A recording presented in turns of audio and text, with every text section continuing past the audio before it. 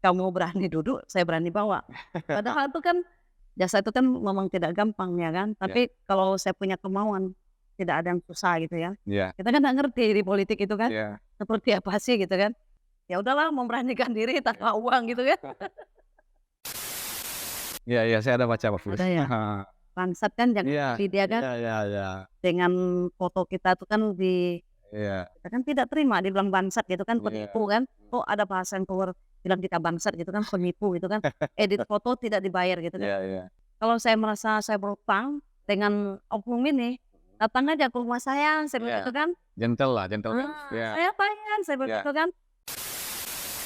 Seperti apa sih di, dunia sosial politik gitu ya, kita mhm. kan berorganisasi juga gitu.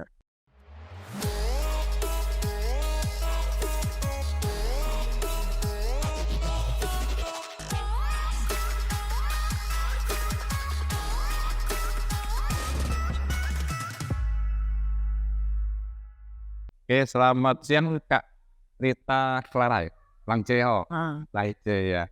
Hari ini kita berkunjung ke rumah Kak Rita. Kak Alang sih lebih enak manggilnya ya. ya, Kak Alang ya. Oke, apa kabar? Baik. baik. Oke, siap. Ini kita mau, nanya-nanya dikit kan, Kak Alang kan tahun ini kayaknya nyalek Ya, nyalek ya? Caleg ya? Oke, kita cerita sedikit boleh Kak tentang, perjalanan hidup Kakak dari, mungkin dari umur mudanya Kakak sebagai, pengusaha atau sebagai apa gitu Kak?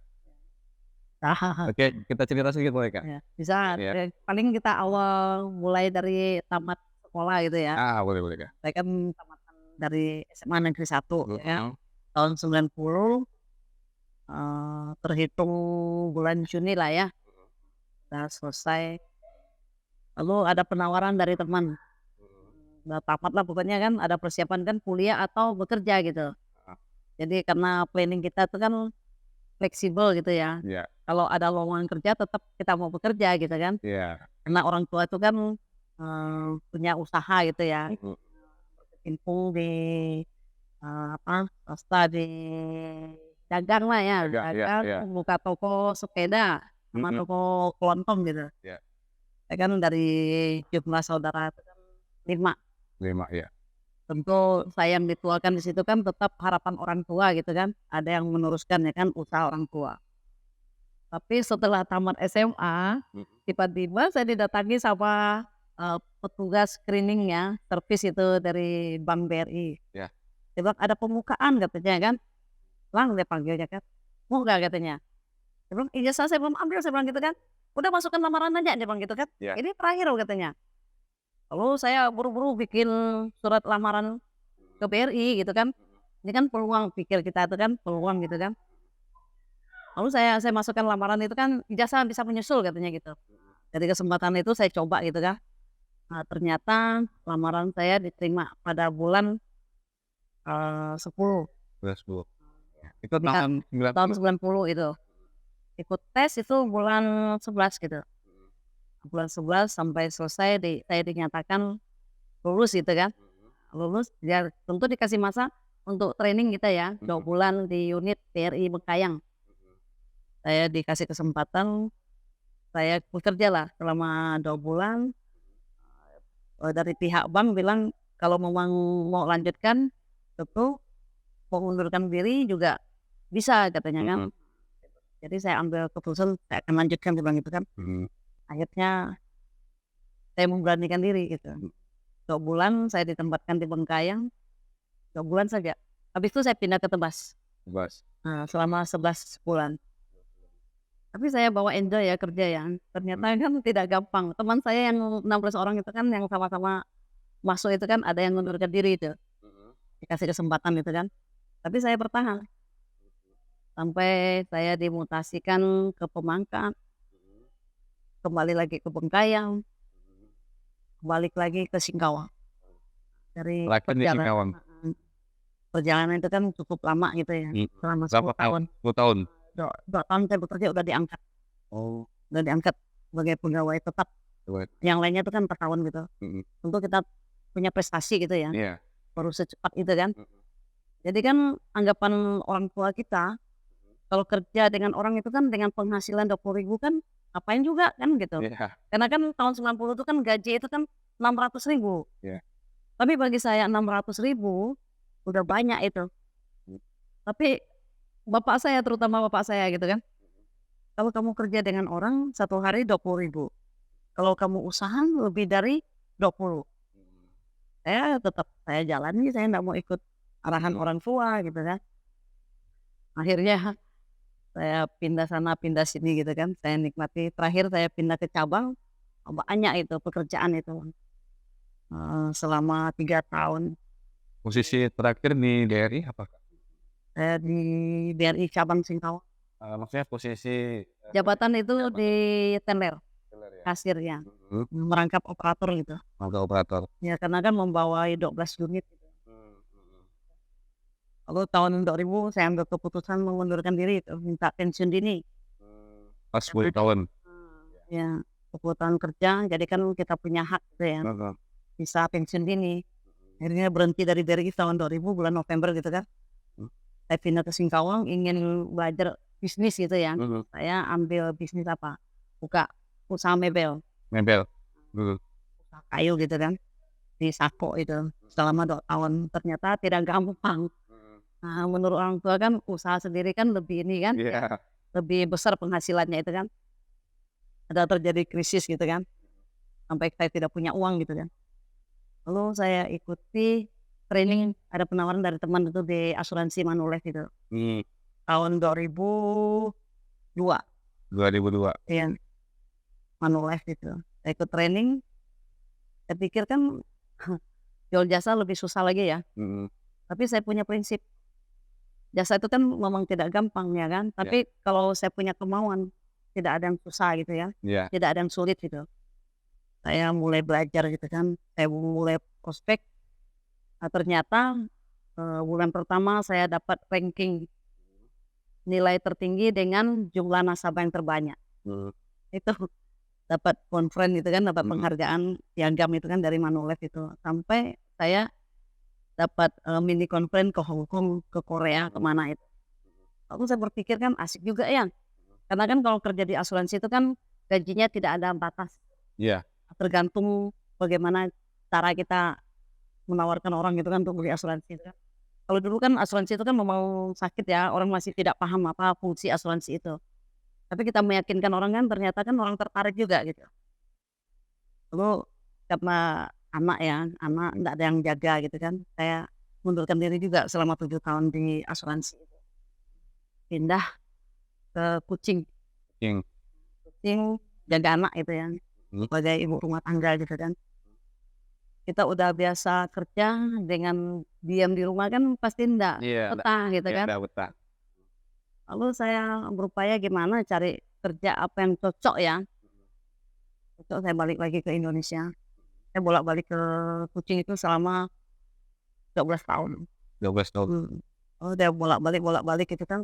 Akhirnya saya di Bengkayang tinggal sama orang tua, belum punya rumah itu. Belum punya rumah, masih numpang sama orang tua. Jadi pas ada teman yang sakit itu, kena penyumbatan saluran jantung gitu kan. Dia tanya saya, "Lang, berani nggak kamu bawa saya lewat Serikin? Selama ini kan cuma border yang resmi itu kan hanya Enticom." Iya. Saya bilang, "Kamu berani duduk, saya berani bawa." Padahal itu kan basic saya itu kan bukan supir ya. Iya. Basic saya itu kan ibu rumah tangga dan pegawai bank dan pegawai asuransi ya. Karena dari umur 17 tahun saya udah pernah belajar nyupir gitu kan, mobil bis bapak itu sama truk ya, 18 tahun. Saya juga pernah ditantang sama adik saya. Kalau kamu supir hanya dalam lingkup Bengkayang itu enggak termasuk bisa. Iya. Nah, jadi kamu harus belajar keluar kota. Jadi saya pinjam mobil adik saya yang namanya Acung itu. Iya. Saya pakai Nissan Nissan Terano ya. Iya. Saya bolak-balik dari Bengkayang ke Aping selama 1 minggu. Habis itu datang lagi si Aloy. Saya bilang, saya mau coba, saya berani. Akhirnya kan saya pelan-pelan lah bawa pakai mobil Hilux gitu. Lewat Serikin. Itu jalan Preges itu masih jelek gitu. Masih lubangnya kan. Sering mobil tumbang, harus nyeberangi sungai. Cuma tidak saya videokan waktu itu ya, Iya. tidak terpikir itu kan bisa jadi satu momen buat saya kan suatu Iya. saat saya berhenti dari pekerjaan itu gitu. Iya. Lalu saya bawa bolak-balik Srikin itu. Karena kan buku PLB itu kan hanya diberlakukan untuk orang batas. Iya. Tapi karena komunikasi yang baik dengan petugas imigrasi, akhirnya saya dibantu gitu sama kepala imigrasi Pos Jagoy. Sampai di Kucing itu pun bukan satu yang gampang juga ya, dengan buku PLB itu kan hanya batas sampai Bau. Tapi saya bawa pesakit ini, pasien ini sampai ke Kucing. Ketemu petugas dia tanya dari mana ya kan. Pertama kita kan paling bisa jawabnya ke Bau gitu kan. Karena PLB itu kan nggak boleh sampai ke Kucing. Karena sering gitu kan, sering orang panggil kita ya kan. Saya pun tetap bawa gitu kan. Dengan tarif ya fleksibel lah, karena kita kan namanya pertama kerja itu kan tidak memikirkan tarif Iya. berapa orang kasih, sebesar itu yang saya terima. Iya. Akhirnya itu kan dari pasiennya si Jaloy, berikutnya lagi ada orang muda yang lagi sakit gitu kan, minta tolong lagi sama kita. Nah, jadi yang belum pernah ke Kucing lewat Srikin, jadi kita yang selalu dipanggil gitu. Akhirnya saya lewati ya kan, mungkin waktu itu saya lewat Bengkayang itu kan kurang lebih 5 jam ya, karena jalannya masih jelek. Saya pelan-pelan nggak berani bawa kecepatan tinggi itu kan karena jalannya kecil gitu. Harus lewat sungai, belum lagi ada kendala kalau di Srikin itu kan belum ada jembatan itu. Harus kalau banjir gitu kan kita harus berani itu kan. Kita harus seberang gitu kan, kalau tidak itu kan harus bermalam lagi di Srikin gitu. Iya. Nah, jadi untuk berikutnya itu kan saya jalani sampai hari ini lah ya, 15 tahun. Oh, ini sampai sekarang masih bawa ini? Iya, masih 15 tahun. Kalau ada yang sakit, kita dipanggil ya kapan saja saya masih bersedia gitu. Habis itu kan ada lagi teman kita kan mau calon waktu 3 tahun yang lalu itu kan. Iya. Calon bupati dengan partai PDIP. Ini diajak dari PDIP, udah gabung aja. Katanya kan. Sama Pak Ketua Isidorus ya. Biar bantu kami gitu. Kita kan nggak ngerti di politik itu kan, Iya. seperti apa sih gitu kan. Bantu-bantu aja di badan sayap katanya kan. Yalah di luar partai katanya kan, di badan sayap aja katanya. Ya boleh lah katanya. Jadi nggak dimasukkan jadi tim pemenangnya. Lalu ada teman lagi ngajak gitu. Ya udah maju aja biar Bengkayang ada Ahok kedua katanya. Iya.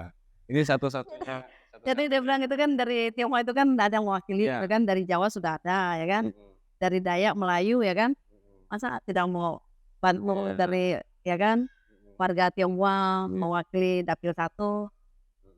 Kita kan mikir kan setiap calon dewan itu kan perlu biaya. Iya. Nah gitu. Saya harus hitung kemampuan saya juga gitu. Tidak juga kata teman itu kan, rezeki itu kan gampang katanya kan, masih lama, masih 1 tahun katanya kan, kurang lebih 1 tahun lah waktu itu kan. Ya udahlah memberanikan diri tanpa uang gitu kan.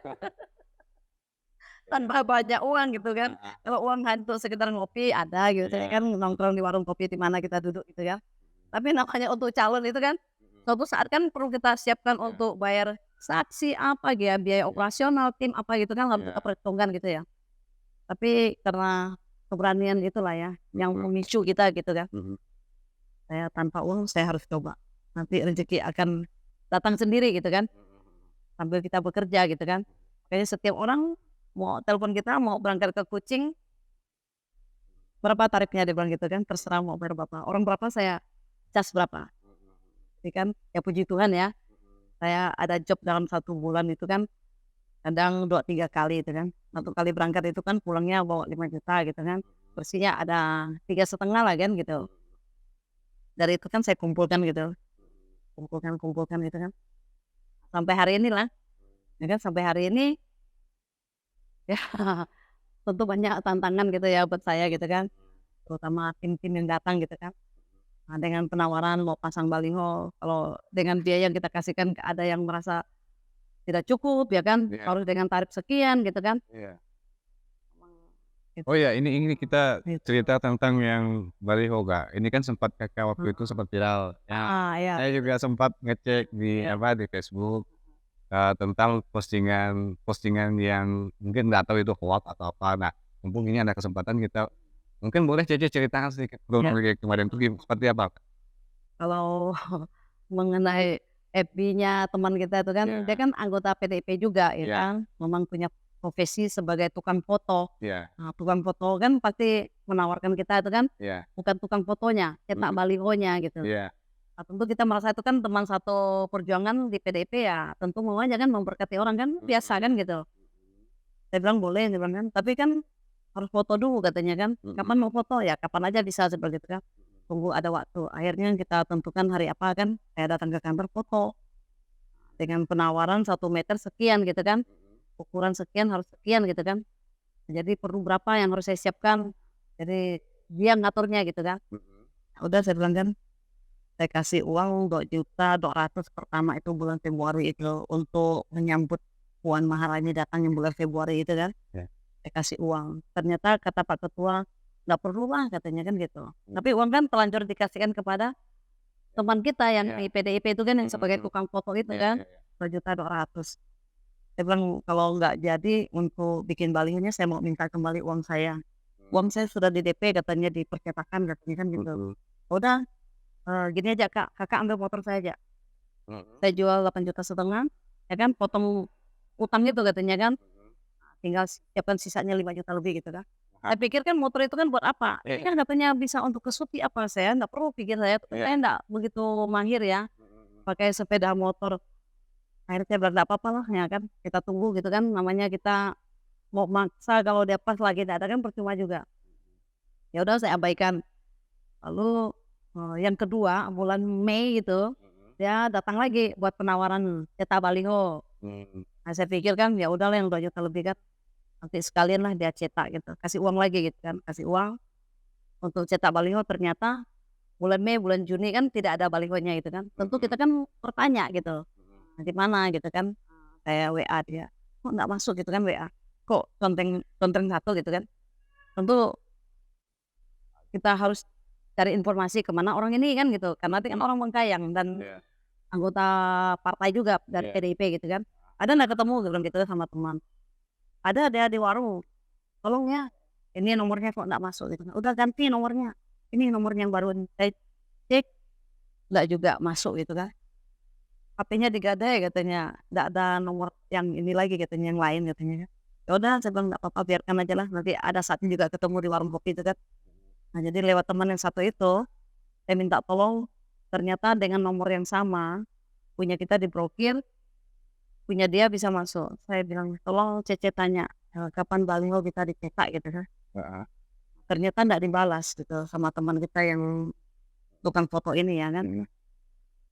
Lalu diam lah ya kan, biarkan aja nggak balas, saya pun nggak mau ketemu dia gitu ya. Biarkan aja, takut buat dia sakit hati atau menyinggung dia. Cuman saya bilang, "Kalau buat dia tersinggung, selalu dia permalukan kita lewat FB," dia bilang gitu kan. Iya, media sosial. Gitu kan Ah, di media sosial kan. Lalu bulan Agustus, kalau tidak salah tanggal berapa, tanggal 10 Agustus itu, ada di FB kan dengan narasi itu kan, Iya, iya, saya ada baca Pak Fulus. ada ya, bangsat kan jangan Iya, pilih dia kan, iya, iya, iya, dengan foto kita tuh kan iya. dipampang gitu kan. Saya kan tidak tahu karena tidak berteman dengan dia, karena sudah diblokir kan. Iya. Saya datang ke kantor, lalu dilapor aja lah Cey, itu jadi kebiasaan gitu kan. Saya koordinasi dulu dengan Pak Ketua, saya kirim itu kan habis di screenshot itu kan, saya kirim ke Pak Ketua, dia lagi rapat, saya mau ke kantor polisi gitu kan. Kita kan tidak terima, dibilang bangsat gitu kan, penipu kan, edit foto tidak dibayar. Padahal uang saya tuh udah 3 juta lebih di tangan dia gitu kan.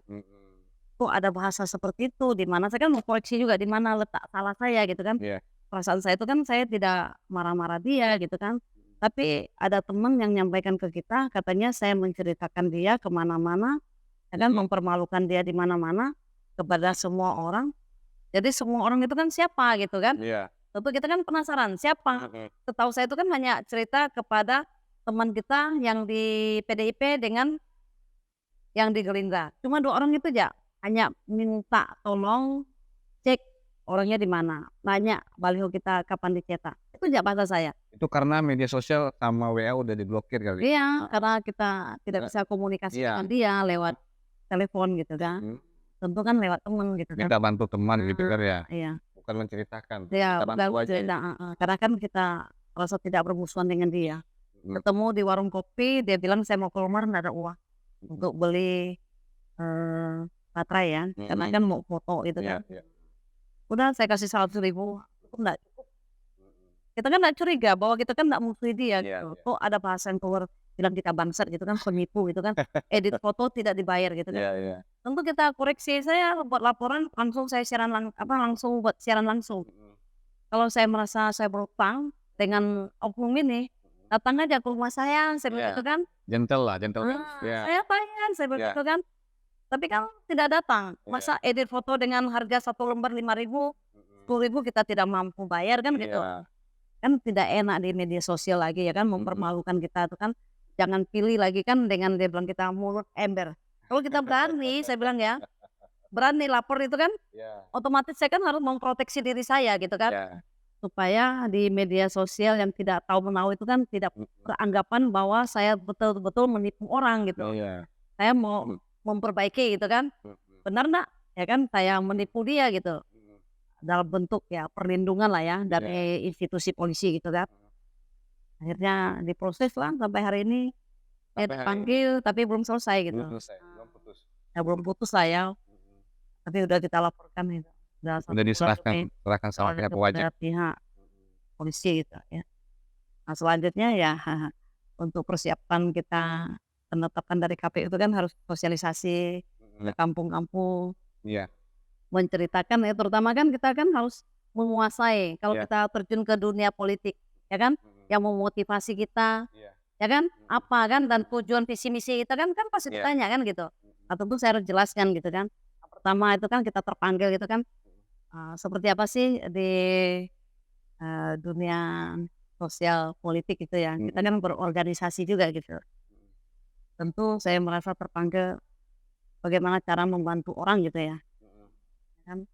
Membantu bukan dalam arti, memanfaatkan orang atau apa gitu ya. mhm, Kita kan salah satu kan tangan kanan ya kan, pemerintah, tangan kanan rakyat gitu kan. iya, Tentu kita membantu dalam arti memperjuangkan aspirasi gitu ya, mhm, dan menyampaikan aspirasi gitu kan. mhm, Nah itu ya, secara politik itu kan mereka juga harus tahu, secara politik itu kan seperti apa gitu ya. mhm, Kan kebanyakan tidak tahu. Saya dulu pun beranggapan bahwa setiap orang yang jabat di pemerintah mhm, kan tentu bisa membangun, iya, ternyata tidak. mhm, Tapi visi misi saya untuk sosialisasi ke kampung itu kan bukan bawa mau membangun ya, Benggayan, tapi memperjuangkan aspirasi ya, mhm, rakyat gitu kan. Nah jadi apa yang jadi kerinduan pemilih, ya kan, kerinduan kita kan pasti ingin membantu iya, mereka gitu kan, bawa partai politik kita di PDIP gitu. mhm, Nah mudah-mudahanlah tahun depan kita bisa terpilih gitu kan. Apa amin, yang jadi harapan teman-teman yang memilih dan memperjuangkan kita itu kan, mhm, bisa tercapai gitu. mhm, Itu harapan kita ya kan terutama. Tunggu udah duduk gitu ya, iya baru iya, terpancar gitu ya. heeh, Kalau kita terlalu banyak ngomong, nanti dibilangnya ya kan, banyak bohongnya gitu. Saya iya tidak iya mau, iya, saya paling mhm, pantang gitu kan, mhm, menentukan atau berjanji di luar mhm, kemampuan saya. Itu eh, bukan tabiat saya gitu. ini C, Cici kan selama ini kan boleh dibilang wanita karir, wanita yang tidak bisa diam di rumah. Ya, Iya. jadi, selama, Cici jadi bacalek, selama menjadi caleg, pernah nggak di netizen tuh ngomong yang enggak-enggak atau menjelek-jelekan gimana gitu?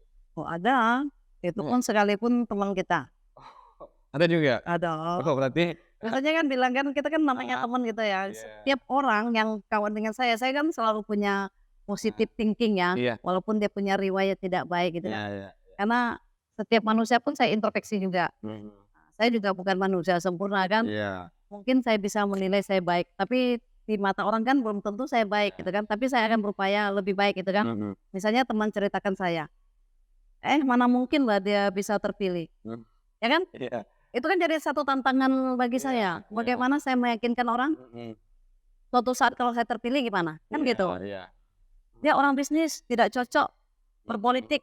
Saya jawab dia, salah. mhm, Kalau orang bisnis harus gandeng dengan politik Iya. supaya dapat keuntungan ini kan kita bisa membantu orang yang di bawah, Mhm. ya kan? Di bawah kita kan gitu. Mhm. Kalau Minimal secara pribadi saya enggak mampu gitu kan. minimal paham lah tentang dunia bisnis gitu Iya. ya. Tapi kalau kita tidak ada bisnis hanya harapkan itu kan memang Iya. akhirnya kan orang menghalalkan ya kan. Hanya berjanji. Mhm. Nah, pada saat dia dapat duit ya kan, dia sayang mau membagi gitu. Iya. Heeh. Nah, gitu. Tapi prinsip saya walaupun saya merasa perlu kalau orang datang kepada saya dia lebih memerlukan, saya berani memberi dalam kekurangan. Iya. Saya berani memberkati orang. Mhm. Makanya kan prinsip saya lebih memilih memberkati orang, Mhm. ya kan, daripada saya membohong orang gitu. Iya. Walaupun hanya bentuk 10.000, 20.000, Mhm. memberkati juga kan saya bilang gitu. Mhm. Yang penting jangan bohong saya, kalau saya udah dibohongin kan kita marah juga Iya, gitu kan. iya. Semua orang Banyak pasti yang datang kepada kita minta kerja, mhm. minta kita modalin, ya kan. Karena kan kelemahan saya itu kan cuma 2, mudah percaya dan mudah kasihan orang gitu. Iya. Ya karena rasa belas Timbul kasihan. dari hati gitu kan. Iya. Tapi saya juga dikenal, oh orangnya kasar gitu, Mhm. ya kan. Orangnya pemarah gitu kan. Banyak gosip-gosip atau orang-orang yang di sekeliling kita tuh ingin jatuhkan kita. Mhm. Saya bilang ya, kalau di dunia politik ya, kalau kita Mhm. tidak ember ya, Mhm. tidak keras ya, Iya. nggak usah gabung di situ kan gitu. Iya, betul betul. Kita kan hanya duduk diam nunggu kita dibayar. Iya. Nah, tentu kan ada satu motivasi bagaimana ya kan, Iya. kita memperjuangkan ya kan, Mhm. ya memperjuangkan aspirasi rakyat. Jadi kita harus berani ngomong ya kan. Iya, betul. Ya memang harus seorang pemimpin itu figurnya memang harus agak tegas. Iya, Iya. kita harus berani gitu kan. Nah, Mhm. tapi kita kan bukan aniaya orang gitu, Iya iya. atau kita bohongi orang enggak. Saya punya prinsip bagaimana cara saya bantu orang. Iya. Dan Oke. selanjutnya tunggu kita terpilih ya, Iya. tinggal action-nya ya, betul Iya. enggak apa kata saya hari ini gitu ya. Iya iya. Tentu kan pasti netizen kan perlu bukti gitu ya. Iya iya. Tidak apa-apa kita tunggu untuk episode berikutnya ya. Oke, siap siap. Kita sama-sama doakan Kak Alang, Langce ya, ini salah satu perwakilan dari, Tionghoa yang ada di Kabupaten Bengkayang. Beliau seorang yang berwatak keras, tegas, tapi lembut hatinya. Contohnya tadi kata beliau, sering bantu orang dan dia tuh saking sering bantu orang, sering kena tipu. Ya, Ci, ya. Ya, Ya, kita kasihan gitu kan. ya mudah kasihan sama orang. Jadi kita sama-sama doakan Kak Alang tahun depan 2024 terpilih, Kak. Oke, Oke. amin. Oke, nanti ketika Kak Alang sudah jadi, kita wawancara lagi, Kak, ya. Oke. Oke, siap. Sampai di sini Episode kita. berikutnya. Ya, sampai jumpa lagi di episode berikutnya. Oke, terima kasih, Kak. Tuh.